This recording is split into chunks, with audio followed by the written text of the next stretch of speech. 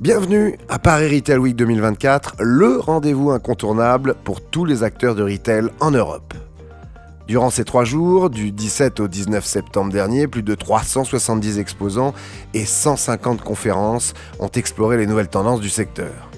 Cette année, l'événement met en avant la notion de Retailligence, un concept qui associe l'intelligence humaine à l'intelligence artificielle pour optimiser l'expérience client.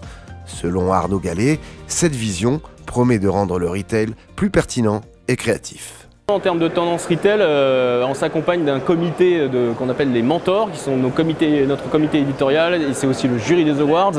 Et on s'est réunis très tôt dans l'année pour se dire quel doit être le fil rouge, le fil conducteur de cette édition 2024.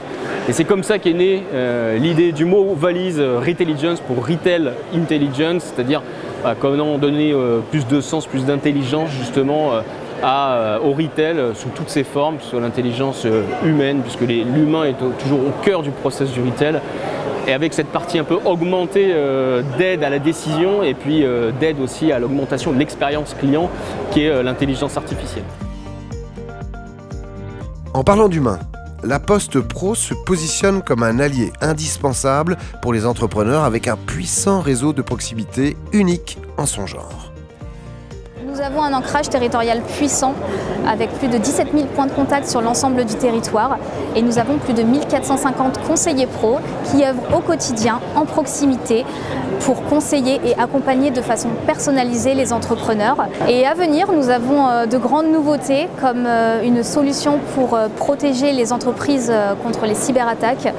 Et c'est un sujet majeur puisqu'on sait qu'aujourd'hui, les plus menacées sont les entreprises de moins de 10 salariés. Pas si éloigné de La Poste et de son métier historique, le sujet du dernier kilomètre est déterminant pour la satisfaction des marques, des clients et des livreurs. Hervé Coureau de GLS nous présente une nouvelle approche pour digitaliser le dernier kilomètre de livraison avec un système de suivi en temps réel. GLS offre aux consommateurs un contrôle total sur leur colis jusqu'à la dernière minute. Chez GLS, en fait, on a déployé une solution pour digitaliser le dernier kilomètre et en gros permettre au consommateur de suivre son colis un peu comme s'il suivait un Uber qui est en train d'arriver. Et ça apporte une double valeur. Ça va permettre au consommateur de suivre son colis partout et de voir s'il a le temps d'aller chercher les enfants à l'école ou acheter une baguette. Et ça marche aussi bien dans les Cévennes ou à Paris. Ça marche partout en France. Et puis, si jamais à un moment ou à un autre, parce que les enfants sont retenus à l'école, ça va permettre au consommateur, jusqu'à la dernière minute, à la toute dernière minute, depuis le suivi géolocalisé, de prendre la main sur sa livraison et de transmettre un ordre en temps réel finalement au chauffeur en lui demandant de poser le colis à tel endroit ou dans un point relais, par exemple. Le parcours du retail passe aussi par le paiement qui se doit d'être le moins douloureux et le plus serein possible dans tous les sens du terme. Parmi les nombreux acteurs présents sur le salon, Monext souligne l'importance en 2024 de simplifier l'acte de paiement et de fluidifier l'expérience d'achat, qu'elle soit en ligne ou en magasin. Côté innovation, j'allais dire ce qui est extrêmement structurant, c'est de répondre à toutes les expériences d'achat. Donc on voit aujourd'hui, on est dans un magasin là. Il y a du monde, donc il faut simplifier l'acte de paiement, il faut l'accélérer aussi, donc on a pu mettre en place des solutions de soft POS qui permettent effectivement de prendre un paiement en dehors d'une caisse classique. On peut aussi aller un petit peu plus loin, grâce à l'IA aujourd'hui on voit apparaître des notions de vendeurs virtuels. Là encore, parler de vendeurs virtuels, c'est aller du conseil au consommateur jusqu'à l'acte de paiement. Voilà 2 exemples qui sont assez intéressants et qui nous repassent toujours sur des expériences d'achat qui doivent être simples, fluides, rapides et extrêmement rassurantes parce que ça fait partie aussi du paiement que d'offrir aux consommateurs quelque chose qui ne soit ni stressant et qui permette en tout cas d'avoir une approche avec beaucoup de sérénité. Et comme on améliore que ce que l'on mesure, les retours clients sont toujours aussi incontournables pour perfectionner l'expérience retail. Ce n'est pas nouveau, mais cette année, l'IA s'invite dans la démarche. Trustpilot nous explique comment l'IA aide les retailers à mieux comprendre leurs clients et à adapter leur stratégie en conséquence. Aujourd'hui, on a 300 millions d'avis sur la plateforme, il y a 4 millions de nouveaux avis par mois. L'intelligence artificielle nous permet en temps réel de pouvoir comprendre tous ces avis déposés, mais aussi de pouvoir détecter d'éventuels comportements anormaux. Et ça va permettre aux retailers de pouvoir, par exemple, avoir des stratégies marketing qui vont être liées à leurs forces et des stratégies aussi sur la résolution des points de friction qui peuvent se passer au moment d'un parcours d'achat. Donc quel est l'avantage pour nous en tant que consommateurs? Eh bien, ça va nous permettre de se sentir encore et toujours mieux compris des entreprises. Ça va nous permettre aussi en tant que consommateurs d'être plus fidèles parce que si l'entreprise arrive à comprendre ce qui ne se passe pas forcément très bien chez moi ou arrive à comprendre ce qui se passe très bien chez moi et de m'en donner encore plus, eh bien forcément je vais rester fidèle. L'innovation se trouve aussi à l'intersection du business, du monde associatif et la technologie. Ainsi, Dawn propose une solution clé en main pour donner une seconde chance aux invendus. Un modèle où solidarité et optimisation se rejoignent. Par exemple, on travaille avec Decathlon qui a des produits qui sont des retours clients, qui sont parfois pas vendus. On va la récupérer pour en faire bénéficier des associations et faire bénéficier aux entreprises une déduction d'impôt ensuite. On simplifie le transport des produits, la gestion des invendus sur une plateforme unique. On a juste à déposer un fichier Excel. Papa ou maman pourrait le faire, ce serait très simple. Où vous avez juste besoin de mettre vos prix, vos quantités et le nom de vos produits. Et ensuite, on s'occupe de tout pour vous.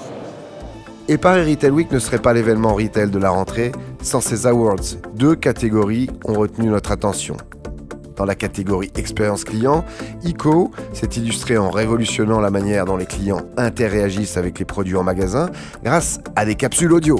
Un exemple brillant de la façon dont l'audio peut enrichir la relation entre la marque et ses clients. On est très heureux, l'équipe ECO et moi-même, d'être récompensés par cet award, l'expérience client, parce que nous, ECO, on vient du fait que les clients ne lisent plus le contenu sur les fiches produits, sur les emails, et on voit de plus en plus les personnes s'envoyer des mémos vocaux. Les gens ne téléphonent plus, n'envoient plus de SMS, je ne vous parle même pas de ceux qui ont moins de 20 ans. Et en même temps, les gens veulent tout savoir sur les produits. C'est comme ça qu'on a eu l'idée de créer ECO, cette petite plateforme qui permet d'intégrer des capsules audio pour raconter l'histoire des produits et des services. Mais on ne s'est pas arrêté là, on permet également de recueillir les témoignages vocaux des clients, des expériences qu'ils ont vécues avec les produits, la marque, et en quoi maintenant les retailers peuvent viraliser la voix du client dans l'entreprise.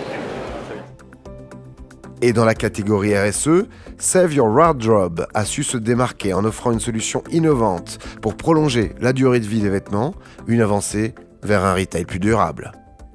On est vraiment très content chez Save Wardrobe parce que ce qu'on fait en termes d'expérience client, on veut vraiment améliorer l'expérience après l'achat. Aujourd'hui, il y a beaucoup de marques et de retailers qui s'occupent en fait d'expérience en ligne pour l'achat, de l'expérience en boutique. Ce qui manquait aujourd'hui, et c'est ce qu'on essaye de faire, c'est vraiment comment on prolonge la durée de vie des vêtements. On offre aux marques et aux retailers et surtout aux consommateurs une solution facile pour amener ces vêtements en boutique ou en ligne, pour les réparer, les entretenir et leur donner une seconde vie. On travaille avec des marques comme Mage chez le groupe SMCP, l'Europiana chez le groupe LVMH et d'autres en France bientôt, où on leur donne clé en main une solution qui permet de gérer tout leur flux avec le réparateur, la logistique et ainsi l'expérience client en ligne et en magasin. Aujourd'hui, c'était des choses qui n'existaient pas, des choses qui étaient très manuelles, qui étaient faites avec des post-it, et avec notre solution, c'est aussi bien que l'e-commerce.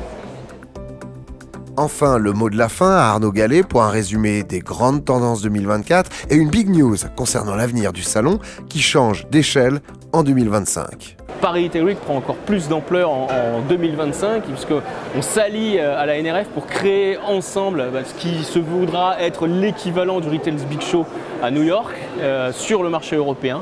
Donc l'année prochaine, vous ne retrouverez pas Paris Retail Week, mais vous retrouverez l'essence de Paris Retail Week avec tous ces assets, en plus de tous les assets apportés par la NRF, dans le cadre du NRF Retail Big Show Europe qui se tiendra à nouveau à Paris, en lieu et place de Paris Retail Week, du 16 au 18 septembre 2025. Donc on est très excités par cette news, puisque bien entendu l'événement va prendre encore plus d'ampleur en termes d'exposants emblématiques, plus d'ampleur en termes de speakers internationaux, et puis bien entendu plus d'ampleur au niveau networking aussi entre top décideurs. Rendez-vous donc l'année prochaine pour une édition encore plus ambitieuse que les 10 premières.